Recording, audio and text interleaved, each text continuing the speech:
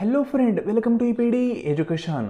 Friend, Maharashtra SET जो exam यावर्षी 15 जून 2025 रोजी कंडक्ट करण्यात आला होता, या एक्झामचा रिझल्ट फायनली पुणे युनिव्हर्सिटीने त्यांच्या ऑफिशियल वेबसाईटवर रिलीज केलेला आहे, डिक्लेअर केलेला आहे. हा रिझल्ट पाहिल्यानंतर खूप साऱ्या विद्यार्थ्यांना आनंद झाला असेल. त्याचं रिझन असं की त्या विद्यार्थ्यांना त्यांचं यश आहे, त्यांचं सक्सेस आहे ते भेटलेलं आहे. जे विद्यार्थी या MS-CET एक्झाममध्ये क्वालिफाय झालेले आहेत त्या विद्यार्थ्यांचं VPD एज्युकेशनतर्फे हार्दिक हार्दिक अभिनंदन. कारण जे तुम्ही कष्ट प्रामाणिकपणे घेतले होते त्याचंच फळ, त्याचंच आउटपुट तुम्हाला भेटलेलं आहे. कारण MS-CET एक्झाम क्वालिफाय होणं इतकंही इझी नाही आहे. MS-CET एक्झाम हा एक कॉम्पिटिटिव्ह एक्झाम आहे. या कॉम्पिटिशनमध्ये 100पैकी 6 विद्यार्थी ते क्वालिफाय करतात आणि त्यातल्या त्यात यावर्षी एक्झाम थोडासा डिफिकल्ट होता. अनेक सब्जेक्टचा कट ऑफ देखील वाढलेला आहे.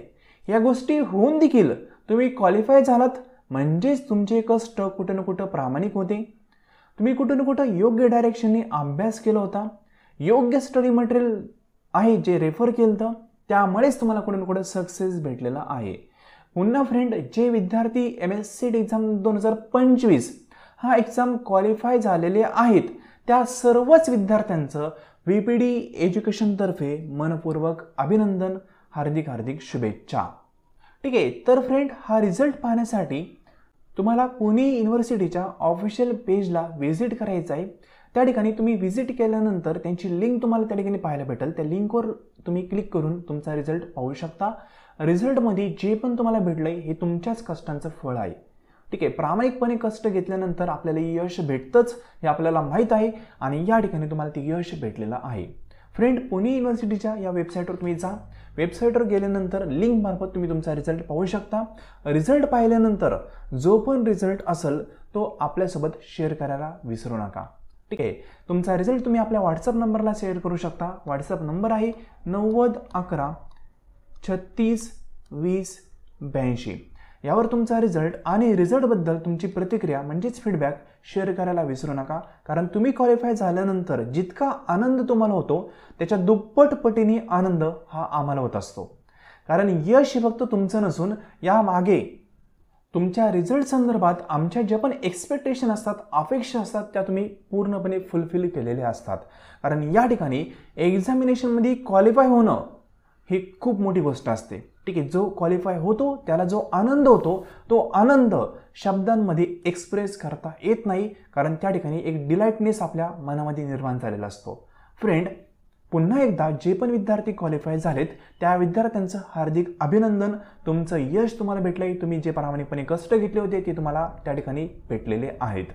आणि जे पण विद्यार्थी या ठिकाणी सक्सेसफुल होऊ शकले नाही त्यांनी देखील निराश न होता पुढच्या एक्झाममध्ये आपण कशा प्रकारे क्वालिफाय होऊ शकतो या संदर्भात प्रॉपर स्ट्रॅटेजी केल्या पाहिजेत आणि एक्झामिनेशन येऊपर्यंत प्रॉपर वेने आपण अभ्यास केला पाहिजे. कारण जो अभ्यास करतो, जो प्रॉपर स्टडी मटेरियल रेफर करतो तो डेफिनेटली क्वालिफाय होतो.